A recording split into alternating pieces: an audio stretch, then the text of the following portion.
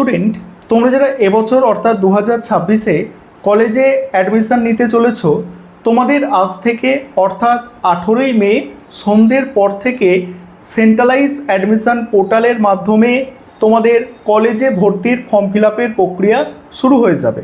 তবে আজকে কিছু গুরুত্বপূর্ণ বিষয় নিয়ে আলোচনা করব, যেগুলো তোমাদের ফর্ম ফিল আপের আগে অতি অবশ্যই জানা দরকার। 1 নম্বর বিষয়, ফর্ম ফিল আপের সময় কী কী ডকুমেন্ট তোমার সঙ্গে রাখবে এবং ফর্মটা কি নিজে ফিল আপ করা যায় নাকি তোমাকে সাইবার ক্যাফে বা কোনো কম্পিউটারের যেখানে ফর্ম ফিল আপ হয় সেখানে গিয়েই করতে হবে, এই বিষয়টা নিয়ে আলোচনা করব। দ্বিতীয় গুরুত্বপূর্ণ বিষয়, কিভাবে স্টেপ বাই স্টেপ সাবজেক্টগুলোকে সিলেক্ট করবে। তোমরা যারা পাস কোর্স এবং অনার্স কোর্সে ফর্ম ফিল আপ করবে অর্থাৎ অ্যাডমিশানের জন্য, তোমরা কিভাবে সাবজেক্টগুলোকে স্টেপ বাই স্টেপ সিলেক্ট করবে সেটা বলে দেব। 3 নম্বর বিষয়, কত টাকা লাগবে ফর্ম ফিল আপ করার সময় সেটা বলবো। 4 নম্বর বিষয়, 25টা বিষয় একজন স্টুডেন্ট আবেদন করতে পারবে, কিভাবে এই 25টা বিষয় আবেদন করা যায় সেটা বলে দেব। এবং শেষ বলবো কত নম্বর লাগবে। বিশেষ করে তোমরা যারা অনার্সের স্টুডেন্ট আছো, তোমাদের কোনো সাবজেক্টে অনার্স নিতে গেলে অর্থাৎ অনার্স পেতে গেলে ঠিক কত নম্বর লাগে বা কত পার্সেন্টেজ লাগে সেটা নিয়ে আলোচনা করব।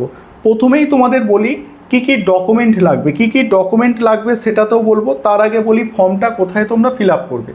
তোমরা জানো যে WBCAP ওয়েবসাইট অর্থাৎ সেন্ট্রালাইজ অ্যাডমিশান পোর্টালের যে ওয়েবসাইটে গতবারে ফর্ম ফিল আপ হয়েছিল, সেই একই ওয়েবসাইটে ফর্ম ফিল আপ হবে এবং সন্ধ্যের পর থেকে ওয়েবসাইটটা লাইভ হয়ে যাবে, অর্থাৎ তোমরা ফর্ম ফিল আপ করতে পারবে। এবার ফর্ম ফিল আপ কি দোকানে গিয়ে বা সাইবার ক্যাফে গিয়ে করতে হবে নাকি নিজে বাড়ি থেকে করতে পারবে? দেখো, নিজে বাড়ি থেকে মোবাইল থেকেও ফর্ম ফিল আপ করা যায়। এখন বর্তমান সময়ে প্রত্যেকের কাছে স্মার্টফোন আছে, মোবাইল থেকেও তোমরা ফর্ম ফিল আপ করতে পারবে এবং তোমাদের কম্পিউটার বা ল্যাপটপ থাকলে সেখান থেকেও তোমরা ফর্ম ফিল আপ করতে পারবে। তবে এখানে একটা বিষয়, যে তোমাদের যে ডকুমেন্ট আপলোড যখন করতে হয় না, ডকুমেন্ট আপলোড করার সময় তোমাদের বিভিন্ন বিষয়গুলো কি করতে হয়, স্ক্যান করতে হয়। অর্থাৎ রেজাল্ট, তারপরে অ্যাডমিট, এই সমস্ত কিছু স্ক্যান করতে হয়, ফটো স্ক্যান করতে হয়। সেই স্ক্যান করার সময় একটা নির্দিষ্ট সাইজ থাকে, সেই সাইজে তোমরা যদি না আনতে পারো সেখানে সমস্যা হবে। এবং যেহেতু একবারই এটা ফর্ম ফিল আপ হচ্ছে, অর্থাৎ একবার single time form fill up হবে এবং তোমার প্রত্যেকটা কলেজে তোমার আবেদন প্রক্রিয়া সেটা সম্পন্ন হয়ে যাবে। সেক্ষেত্রে তোমাকে কি বলবো, যে তুমি যদি সঠিকভাবে এগুলো করে উঠতে না পারো, তাহলে নিকটবর্তী কোনো সাইবার ক্যাফ বা যেখানে এইসব ফর্ম ফিল আপের প্রক্রিয়া হয়ে থাকে সেই সব দোকানে গিয়ে করাই ভালো হবে। কারণ যদি কোনো কিছু ভুল হয়ে যায় বা তোমার ডকুমেন্ট ঠিক মতো আপলোড না হয়, তাহলে তোমার ফর্ম ফিল আপ বাতিল হবে এবং ফর্ম ফিল আপ বাতিল হলে তোমার লিস্টে নামও আসবে না, একটা বছর তোমার কিন্তু নষ্ট হয়ে যাবে। তাই যারা সঠিকভাবে করতে পারবে না বলে মনে হচ্ছে এবং এইসব ডকুমেন্টগুলো আপলোড করার ব্যাপার থাকে, ডকুমেন্ট আপলোড করতে পারবে না, তোমাদের বলবো তোমরা নিকটবর্তী সাইবার ক্যাফ বা যেখানে ফর্ম ফিল আপ হয় সেই সব দোকানে ফর্ম ফিল আপ করবে। এবারে ফর্ম ফিল আপ করার জন্য কত টাকা লাগে সেটা একটু বলে দিই। দেখো, ফর্ম ফিল আপ করার জন্য সেন্ট্রালাইজ অ্যাডমিশান পোর্টালে ফর্ম ফিল আপ করার জন্য গতবারেও যেমন কোনো টাকা লাগেনি, এবারেও কোনো টাকা লাগবে না।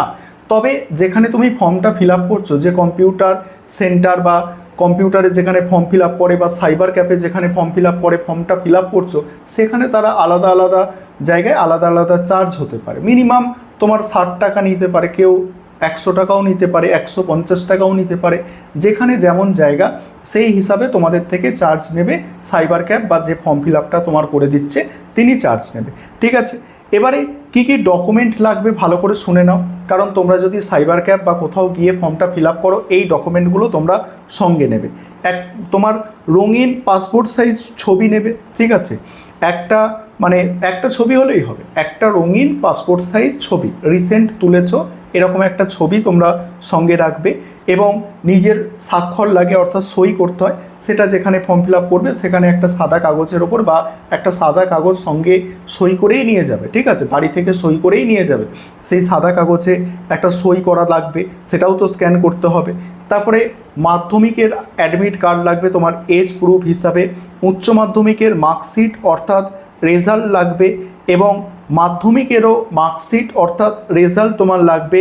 উচ্চ মাধ্যমিকের রেজিস্ট্রেশন সার্টিফিকেট নিয়ে যাবে, আধার কার্ড লাগবে এবং যাদের এসসি এসটি ওবিসি বা ইডব্লিউএস পিডব্লিউডি এইসব সার্টিফিকেট আছে, তোমরা সেই সার্টিফিকেটগুলোও সঙ্গে করে নিয়ে যাবে, ঠিক আছে।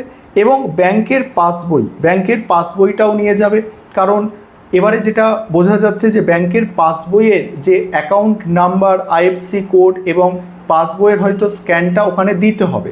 কারণ কি, অনেকে কি হয়, অ্যাডমিশান একটা কলেজে বাতিল করে আরেকটা কলেজে অ্যাডমিশান নেয়, সেক্ষেত্রে টাকাটা যে রিফান্ড আসে সেটা ওই ব্যাংকের অ্যাকাউন্টের মাধ্যমেই তো আসে। তাই তোমাদের ব্যাংকের পাসবুকটাও কিন্তু লাগবে এবং তোমার মোবাইল নম্বর লাগবে, এবং ওই মোবাইল নম্বরটা যেন তোমার ফোনে লাগানো থাকে এবং রিচার্জ করা থাকে, কারণ ওটিপি আসার একটা ব্যাপার আছে। তাই ওটিপি আসবে সেই রকম মোবাইল সঙ্গে রাখবে এবং মোবাইল নম্বর এবং মোবাইলটাও সঙ্গে কিন্তু রাখতে হবে, ঠিক আছে। এবং একটা ইমেল আইডি দিতে হবে, একটা বৈধ ইমেল আইডি। প্রত্যেকে যে তোমরা গুগল প্লে স্টোরে বা ইউটিউবে যে ইমেল আইডিটা ব্যবহার করা আছে ওই ইমেল আইডিটা দেবে। যদি কোনো দরকারি মেল তোমার আসে তুমি সেক্ষেত্রে দেখতে পাবে। এই সব ডকুমেন্টগুলো নিয়ে ফর্মটা ফিল আপ করার জন্য যাবে। এবার পরের গুরুত্বপূর্ণ বিষয় যে কিভাবে তোমরা সাবজেক্টগুলোকে চয়েস করবে। দেখো, প্রথমে তোমাদের ইউনিভার্সিটি চয়েস করতে হবে, অর্থাৎ তুমি ক্যালকাটা ইউনিভার্সিটি, কল্যাণী ইউনিভার্সিটি, না নর্থ বেঙ্গল ইউনিভার্সিটি, নাকি তোমার আরও যেসব ইউনিভার্সিটি আছে, গৌড়বঙ্গ ইউনিভার্সিটি, বিদ্যাসাগর ইউনিভার্সিটি, কোন ইউনিভার্সিটির আন্ডারে তুমি মানে অ্যাডমিশান নিতে চাইছো, প্রথমে ইউনিভার্সিটি সিলেক্ট করতে হবে। ইউনিভার্সিটি সিলেক্ট করার পর তারপরে তোমাকে কি কলেজ সিলেক্ট করতে হবে, অর্থাৎ কোন কলেজগুলোতে তুমি প্রেফার রাখছো, অর্থাৎ তোমার পক্ষে যাওয়া সম্ভব হবে তেমনই নিকটবর্তী কোনো কলেজে ফর্ম ফিল আপ করতে হবে।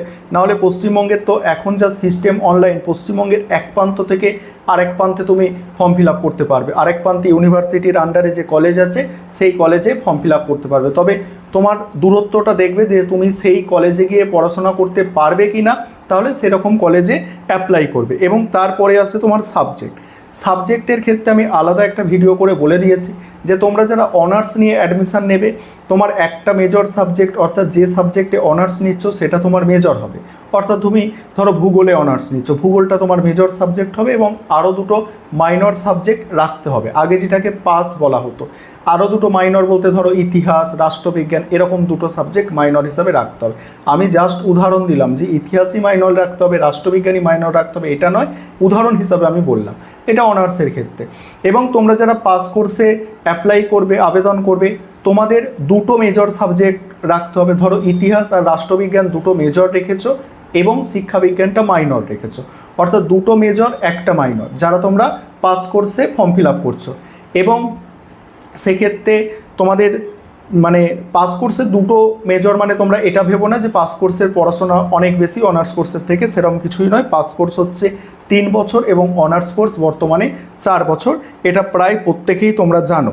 এবার 25টা কলেজে তোমরা কিভাবে আবেদন করবে। দেখো, 5টা করে সাবজেক্টে যদি একটা কলেজে নাও তাহলে 5টা কলেজেই তোমার 25টা হয়ে যাচ্ছে। এবং এক্ষেত্রে তুমি যদি 4টে করে একটা কলেজে, এই কলেজে 4টে, ওই কলেজে 4টে, সেই কলেজে 4টে, এইভাবে অ্যাপ্লাই করো, তাহলে কিন্তু তোমার মানে সেইভাবে 25টা কমপ্লিট করতে হবে। আর 25টা কমপ্লিট না করলেও হবে, 3টে 2টো করলেও হবে, ঠিক আছে। আর তোমরা একটু বেশি করবে, অর্থাৎ ধরো একটা কলেজে তুমি ধরো 2টো সাবজেক্টে বা 3টে সাবজেক্টে অনার্সে অ্যাপ্লাই করে দেবে। ধরো ওই সাবজেক্টে এলো না নাম, তারপর অন্য সাবজেক্টে আসলে তুমি কিন্তু অ্যাডমিশান নিতে পারবে, ঠিক আছে।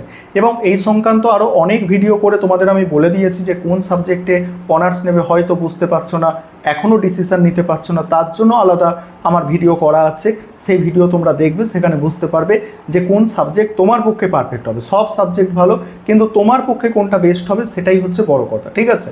তাই অনার্সে যখন ফর্ম ফিল আপ করবে মিনিমাম 2টো সাবজেক্ট চয়েস করবে এক একটা কলেজে।